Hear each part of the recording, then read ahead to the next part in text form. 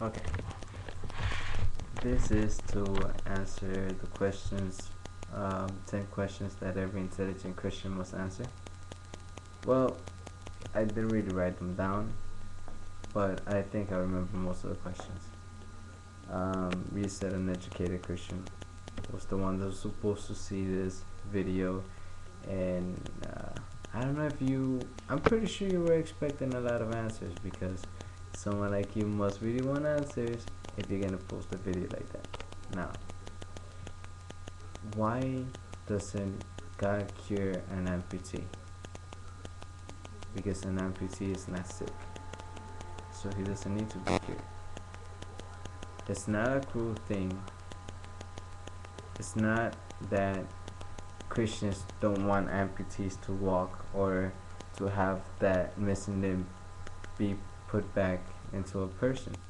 But remember this, what's more important, the rest of your life without a leg or an eternity in heaven or hell? So if you want a simple answer, I just say it's not as important as your salvation. Now, I am majoring in biology. I'm a current student in college. So, as you can see, biology might say a lot of things against God, but if you really go deep into the scientific facts and all that, you will realize that all those questions that you just asked, I answered, except for the one that maybe how come Jesus didn't leave behind any proofs. I like the answer that someone gave to you that said that we'll go back to the sea and look for the footprints that Jesus left behind, or look for the drunk people from the party when Jesus turned the water into wine. Well, it's a really dumb question coming from a guy that thinks he's really smart by asking all these questions. Now, I'm not trying to attack you at all. I'm just saying you want some answers, but you're already expecting some answers. So you ask stupid questions because you want stupid answers. That way, people watching that video that you posted, people can be like, oh wait, the other guy's not making any sense, without realizing that you made no sense neither. How are we supposed to go back and get proof about Jesus's miracles? Let's get proof of how Jesus came back alive on the third day. Yeah, let's go back and see a body. Makes no sense. He came back alive. Now, whether you choose to believe something or not, that's your choice. I'm not gonna push you to believe that my Jesus Christ is your God. No, it's your choice. I'm sure you've read the Bible before. It sounds like you have. I'm sure people have talked to you about God before. It sounds like they have, because you seem to know a little bit about it. Not fully understand everything, but you know a little bit about it. So, why do you need other people to follow you? And one of the things you said was that, let me see if I remember how you said it. Something like, why do we feel the need? Oh, yeah. It was actually a statement where you said that we're hurting other people by believing this. We're not hurting other people. Right now, it's hurting you maybe because you choose not to believe. And that's fine, it's your choice. Remember, God gave us all the choices. God never said, you have to do this. No, God said, do this, and if you don't want to do it, you suffer the consequences. He is the Father, and if you do something bad, the Father will punish you. Now, maybe it might be too extreme to you, but if you fail in something, you should get punished. God is a powerful God. His punishment is going to be very powerful.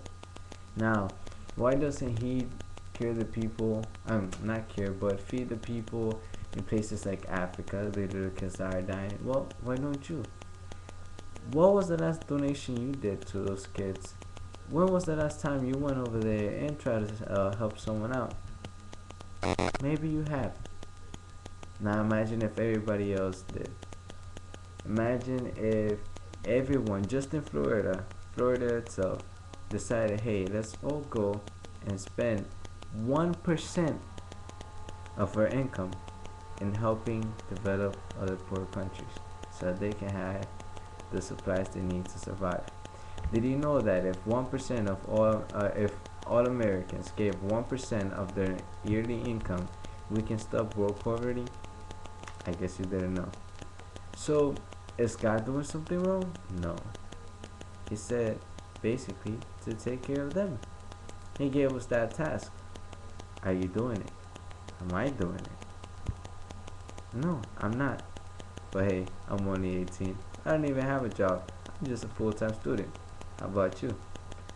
So, if you have anyone to blame for all your discomfort, just, you know, go back in your life and see who was the one that damaged you so much that you choose not to believe in God, that you choose to ignore your moral values as something that God put inside of you.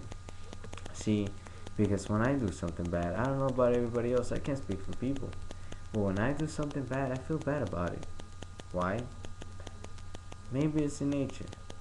I choose to believe it's because God is in my life and He's telling me that I'm doing something wrong. So next time you want to ask a dumb question like the ones that you asked, really think about it. There's no simple answer. There's no simple solution. I cannot physically prove to you that there's a God. I can pray for you, and trust me, I will.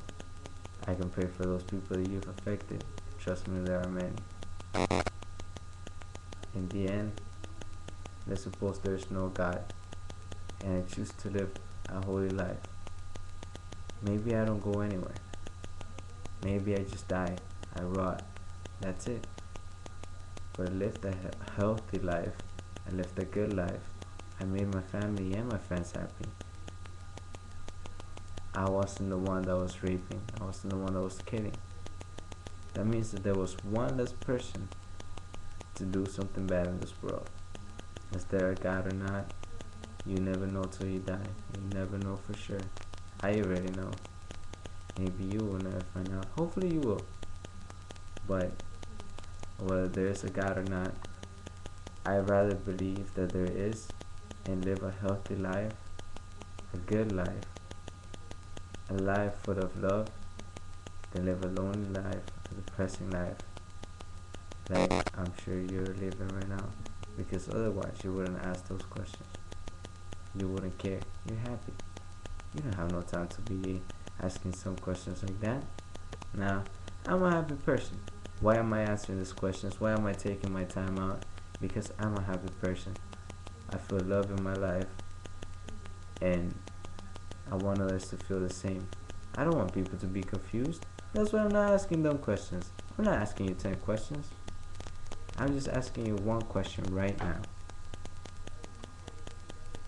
If God is real, how are you going to react when you see Him? And in the end, when you die, how are people going to see you? As a good person? As a bad person? Or what? You decide. It's your choice anyways. You live your life. God gave us that choice. God gave me that choice. I'd rather be happy. Thank you.